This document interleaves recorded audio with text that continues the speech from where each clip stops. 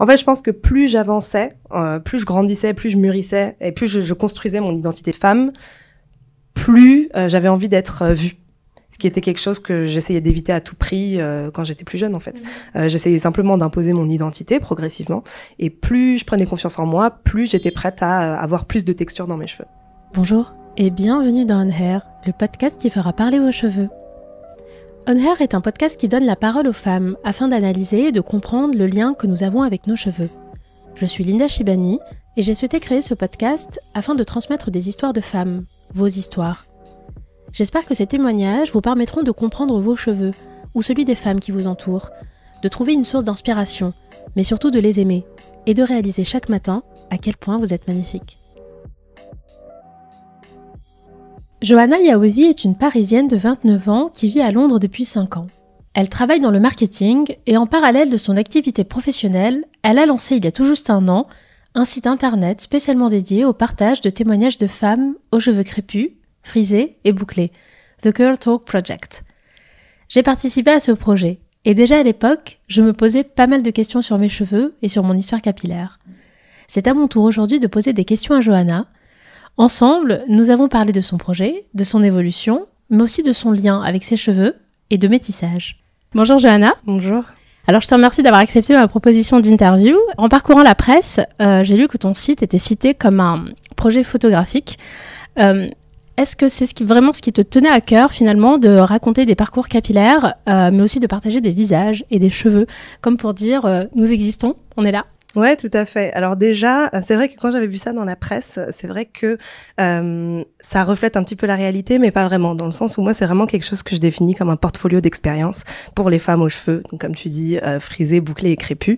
Et oui, en effet, l'idée pour moi, c'était vraiment d'interviewer toutes ces femmes, de mettre en avant le lien entre les cheveux naturels et toutes ces notions d'identité, de féminité, de race, de diversité, de représentation, mais aussi de mettre un visage sur ça. Et c'est pour ça que on va dire le slogan, on va dire du projet, c'est en anglais, The Women Behind the Curls All Have a Story to Tell. Donc juste en gros, les femmes qui ont des boucles ont toute une histoire à dire, parce que justement, tu as cette idée que les cheveux sont plus que des cheveux. Souvent, l'aspect beauté est vachement mis en avant, alors que il y a une expérience qui est liée, qu'on mentionne pas forcément.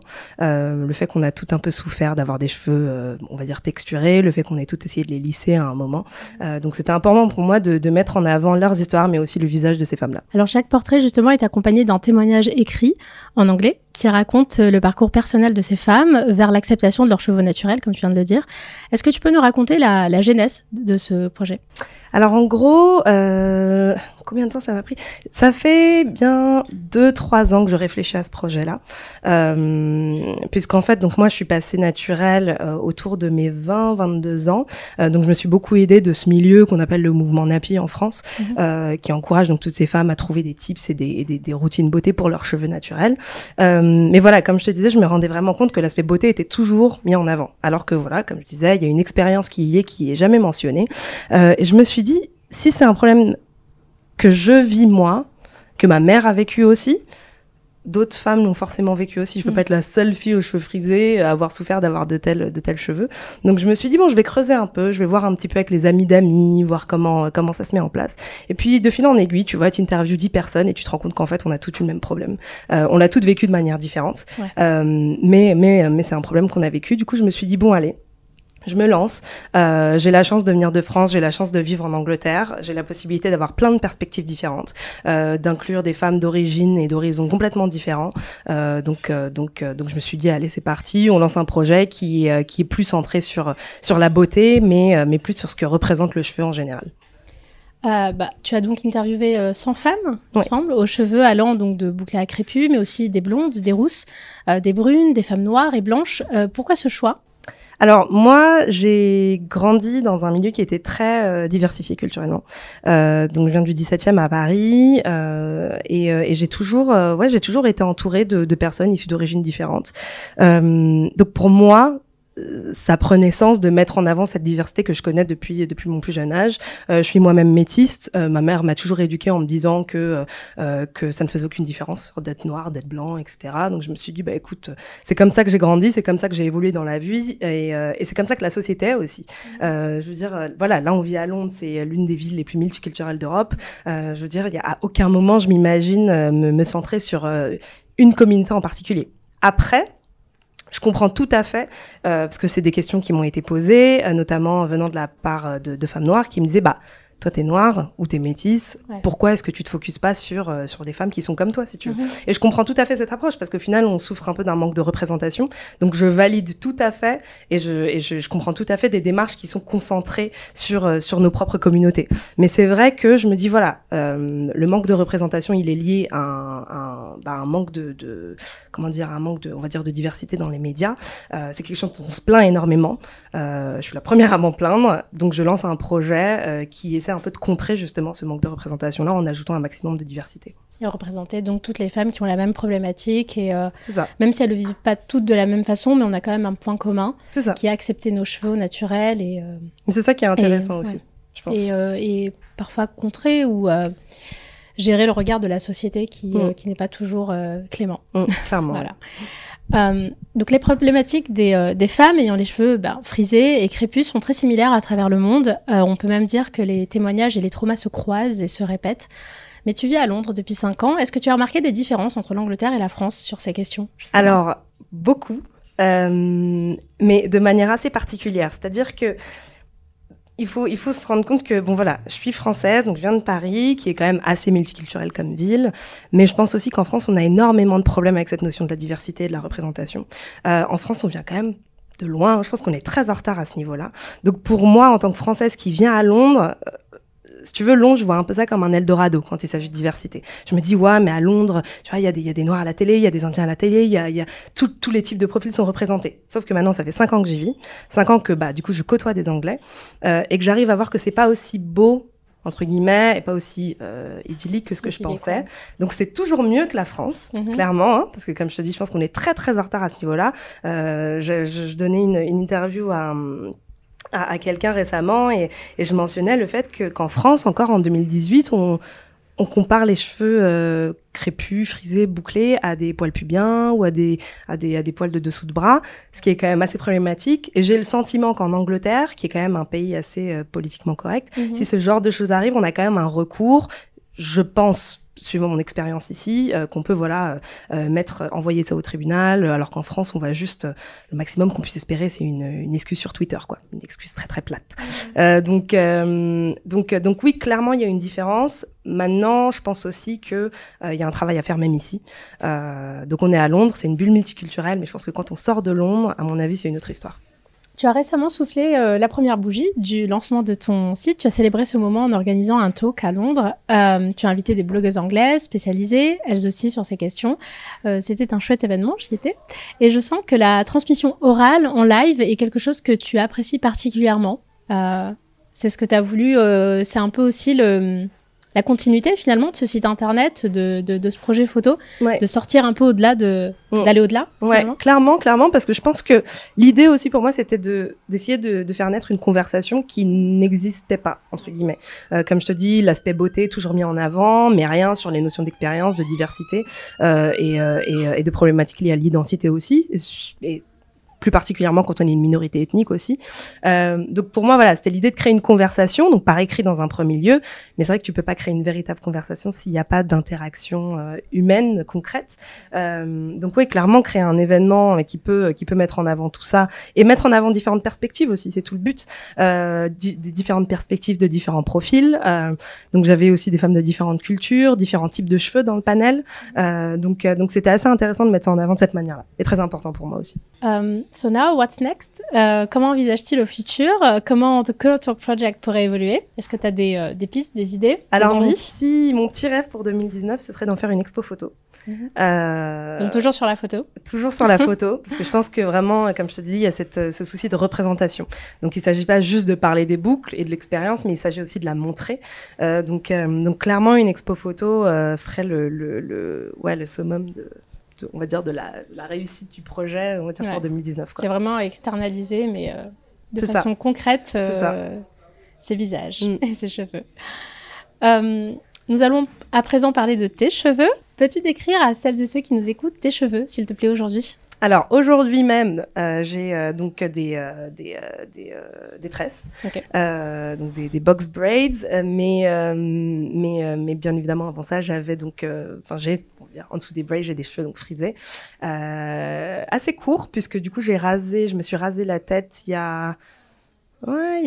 ça va faire 1 an en février, hein. Donc je m'étais rasé la tête pour la 2e fois. Donc ils ont poussé, mais ils sont toujours un peu plus courts et donc frisés. Comment décrirais-tu la relation que tu as avec tes cheveux aujourd'hui ? Alors en ce moment, j'ai envie de dire que ça va très bien. En fait, ça va très bien dans le sens où j'ai complètement, j'accepte complètement mes cheveux frisés tels qu'ils sont. Mais depuis un petit moment, je fais face à une petite incompréhension puisqu'en fait mes cheveux changent, la texture change. J'ai des mèches lisses qui apparaissent de je ne sais où et c'est assez perturbant, surtout quand tu mets j'ai mis combien de temps ? Ouais, on va dire que j'ai mis 20 ans, disons, à accepter mes cheveux frisés. Et au moment où je les accepte, je me retrouve avec des mèches lisses qui arrivent par-ci par-là. Donc j'ai un peu de mal à contrôler tout ça. Et là, c'est vrai qu'après les avoir rasés, je suis dans un juste milieu. J'avais tendance à penser que moi, avec mes cheveux rasés, c'était génial. Je me trouvais très très féminine. Je me suis jamais sentie aussi féminine et sûre de moi. On va en parler. Ah parfait, pardon. J'essaie de ne pas m'égarer. Mais voilà, je suis un peu dans un juste milieu qui pour moi est un peu compliqué à gérer. Donc j'adore toujours le fait d'avoir des cheveux frisés. Bien évidemment, je retournerai jamais au défrisant et au lisseur. Mais voilà, la texture change et il faut que je me mette dans un process de réapprentissage de ma chevelure. Voilà.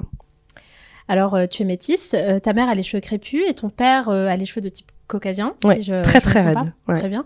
Mais penses-tu tout de même avoir été influencée capillairement parlant par ton entourage familial ? Alors clairement, donc il faut savoir que ma mère a été la seule référence que j'ai eue à la maison. Donc j'ai grandi qu'avec ma mère. Ma mère qui, comme tu le dis, a les cheveux crépus, mais a passé sa vie à les défriser. C'est-à-dire que tous les 6 mois, elle avait les repousses crépus et elle les défrisait donc avec ces horribles produits pleins d'ammoniac et je ne sais quels autres produits néfastes. Et en fait, je voulais juste faire la même chose. Je voulais simplement faire la même chose. D'une, évidemment, parce que voilà, quand t'allumes la télé, quand tu ouvres les magazines, ce que tu vois, c'est des blanches blondes avec des longs cheveux raides. Donc tu t'habitues aussi à ça et t'internalises un peu le message qui est que en fait tes cheveux ne sont pas la norme. C'est ça exactement. Et en plus de ça, t'as une maman qui a des cheveux pas similaires aux tiens, mais clairement mes cheveux se rapprochent beaucoup plus de ceux de ma mère que ceux de mon père. Elle me disait tu as des cheveux magnifiques, mais elle se défrisait les siens. Donc j'arrivais pas à comprendre la logique qu'elle mettait en avant et au final moi tout ce que je voulais c'était avoir les cheveux des filles à la télé quoi. Donc ça a toujours été un petit peu compliqué et en plus de ça en tant que métisse c'est vrai que j'ai pas mal galéré dans le sens où comme je te disais j'ai grandi dans un milieu multiculturel. Donc il y avait beaucoup de filles noires qui elles se défrisaient les cheveux, elles portaient des tissages évidemment long et raide et moi c'était une période où j'essayais aussi de me retrouver un peu en termes d'identité donc je suis métisse donc je sais que je suis moitié blanche mais je n'ai pas de relation avec ma famille blanche donc ma mère était vraiment la référence majeure à la maison donc je me suis toujours plus rapprochée de l'identité béninoise si tu veux de ma mère et donc de l'identité noire et donc voilà, je voyais ma mère les défriser, je voyais les filles noires de mon collège, lycée, tout ce que tu veux, les défriser. Je me disais, moi aussi je suis noire. Ouais. Donc, faut que je me les défrise aussi, si tu veux. passer par là. Voilà, exactement. Donc, j'ai commencé avec les lisseurs, clairement. Et quand puis, tu dis lisseurs, c'est tu sais, les plaques lissantes, là. D'accord, donc tu, à la chaleur, départ, en fait. C'est ça. Tu utilisais la chaleur pour lisser tes cheveux. Au tout départ, c'était ça. Mais après, tu sais, c'est quelque chose que j'ai commencé à associer de manière assez stupide et immature, hein, j'en conviens. Pour moi, c'était un truc de blanc, si tu veux. C'est quelque chose que mes copines blanches faisaient. Mais voilà, je commençais à grandir en construisant, si tu veux, cette identité noire. Je me disais, non, les filles noires, c'est pas ce qu'elles font, elles se les défrisent, les cheveux. Donc, et ma mère le fait, donc je vais le faire. Donc ma mère était dépitée, et dès que j'ai eu 16 ans, je me suis dit, c'est parti, j'ai mon argent de poche, je m'achète des boîtes de défrisants, et c'était parti, quoi. Donc avant tes 16 ans, tu demandais à ta maman de défriser, qu'elle te défrise les cheveux, mais elle ne le voulait pas? C'était non. C'était non, t'as des beaux cheveux. D'accord. Voilà. Mais elle se défrisait les siens. D'accord. Et donc, à 16 ans, tu t'es lancée toute seule dans l'aventure? C'est ça. Donc, tu te le faisais toute seule? Toute seule, ouais. toute seule, défrisant, plus lissage quand même après, histoire de bien aggraver le coup. Ouais. Et au bout d'un moment, je pense que ma mère a bien compris qu'elle pouvait rien y faire et elle voyait bien, tu vois, que je laissais le défrisant plus longtemps pour qu'il ait un meilleur effet sur mes cheveux. Enfin, meilleur effet, entre grosses guillemets, Oui. mais pour que les cheveux soient bien raides. Mais elle s'est dit, mais en laissant les cheveux, le défrisant aussi longtemps sur sa tête, ça va lui brûler le cuir chevelu, etc. Ce qui était vrai, je veux dire, j'avais des plaques, etc. Donc, en voyant ça, elle s'est dit, vaut mieux que je lui fasse. Tu vois, comme ça, au moins, je suis sûre qu'elle... Au moins, elle peut maîtriser. C'est ça, exactement. Et donc, ça jusqu'à quel âge? Alors... C'est marrant parce que ça a pas mal bougé. Donc de 16 ans, on va dire, à 19 ans, ça a été clairement les défrisages, les produits défrisants. Et ensuite, autour des 16-19 ans, défrisants. Et puis autour des 19-20 ans, je crois que je suis repartie sur les lisseurs. Je sais pas pourquoi. Mais je lissais les cheveux, mais je voulais aussi voir plus de forme. Donc c'était très étrange, plus de texture. Donc je les lissais. Mais, je sais pas, avant de dormir, j'allais me faire des tresses, par exemple, pour que le lendemain, j'ai un petit peu de vague. Et autour des 21, 22, j'ai commencé à utiliser d'autres techniques pour avoir encore plus de volume, encore plus de texture. En fait, je pense que plus j'avançais, plus je grandissais, plus je mûrissais, et plus je construisais mon identité de femme, plus j'avais envie d'être vue. Ce qui était quelque chose que j'essayais d'éviter à tout prix quand j'étais plus jeune, en fait. J'essayais simplement d'imposer mon identité progressivement. Et plus je prenais confiance en moi, plus j'étais prête à avoir plus de texture dans mes cheveux. Aujourd'hui, tu as l'air super épanouie et je te sens même en totale harmonie avec tes cheveux. Tu es même allée jusqu'à raser tes cheveux il y a quelques mois. Est-ce que tu peux nous en dire un petit peu plus? Tu l'as déjà évoqué un petit peu. Ouais. Alors, quand est-ce que j'ai rasé mes cheveux? Donc, la première fois que j'ai rasé mes cheveux, c'était en juin 2017. Donc, quelques mois avant de lancer le projet. J'étais dans une situation assez difficile, personnellement et professionnellement aussi. Donc, j'ai quitté mon boulot et je me suis dit, allez, je me prends 6 mois et je bosse sur mon projet, clairement. Et plus j'organisais ce projet, plus j'organisais toutes ces interviews avec ces femmes, j'avais l'occasion de rencontrer pas mal de femmes qui s'étaient aussi rasées les cheveux et qui me disaient des choses assez intenses, tu vois. Elles me disaient, depuis que je me suis rasé la tête, j'ai l'impression que j'ai donné naissance à une autre personne, je suis une nouvelle femme, etc. Donc ça avait l'air assez conséquent comme démarche à entreprendre. Et je me disais, tiens, peut-être que moi aussi, un jour, je me raserai la tête. Mais je me suis dit, voilà, ce sera quelque chose que je ferai quand j'aurai 40 ans, quand j'entrerai dans une nouvelle phase de ma vie, etc. Mais en fait, la nouvelle phase de ma vie, on va dire, elle était là, quoi. Elle arrivait. Tu vois, clairement, là, j'étais en plein dedans. Ouais. Et je sais pas, du jour au lendemain, je suis allée dans ma salle de bain, je me suis coupé les cheveux avec le ciseau que j'avais. Donc, j'ai tout coupé. Et puis ça repoussait, et puis je recoupais, et puis ça repoussait, et puis je recoupais. Et puis là, je me suis dit, écoute, à quoi ça sert de recouper à chaque fois que ça pousse? Tu vas tu vas chez la coiffeuse à côté, là, et puis tu rases tout, quoi. Alors, il faut savoir que je suis allée chez une coiffeuse dans un centre commercial assez horrible à côté de chez moi, où je crois la coupe coûte 5 pounds. C'est la première fois que je vais dans un salon qui n'est pas du coup spécialisé pour les cheveux frisés. Mais là, je m'étais dit, allez, de toute façon, tu vas tout raser, donc c'est pas important. Donc j'y suis allée, elle m'a rasé la tête et j'ai adoré le résultat. Je crois que je me suis jamais sentie aussi féminine de ma vie, aussi sûre de moi. Je pouvais me cacher derrière, j'avais plus rien, quoi. Je pouvais plus me cacher. C'était moi, j'étais là, et il fallait que j'assume complètement la tête que j'avais, la forme de mon crâne. Et ça te permet de jouer un peu avec ta féminité aussi, tu vois, t'accessoirises beaucoup plus. Donc vraiment, me raser la tête, ça a été, je pense, une super décision pour moi. J'ai ensuite re-rasé en février dernier, donc juste parce que j'avais envie. Je suis partie m'acheter une tondeuse et puis je me suis dit allez, c'est parti, re-rase, de toute façon ça te coûte rien, tu l'as déjà fait avant. Et je pense que ça a eu un impact assez fort dans le sens où j'étais capable de voir que la relation qui était une relation très très émotionnelle que j'avais avec mes cheveux shiftait. J'étais plus dans cet état d'esprit où j'avais peur de couper les pointes parce que je voulais de la longueur. Tu vois, je me disais, en fait, ça y est, j'ai rasé, donc c'est pas grave si c'est court, c'est pas grave si ça pousse pas très bien, c'est pas grave si les pointes se cassent, je pourrais raser après. Donc la relation que j'ai est toujours aussi forte, parce que malgré tout, ça fait partie de ce que je suis et de ce que je suis en tant que femme, mais aussi en tant que femme noire, du coup. Mais ouais, ça a changé un petit peu cette relation que j'avais. Si on faisait à présent un petit point sur ta routine cheveux, quelle est ta routine du moment ? Alors, vu que là j'ai des tresses, si tu veux, c'est très... Je suis un peu fainéante en ce moment.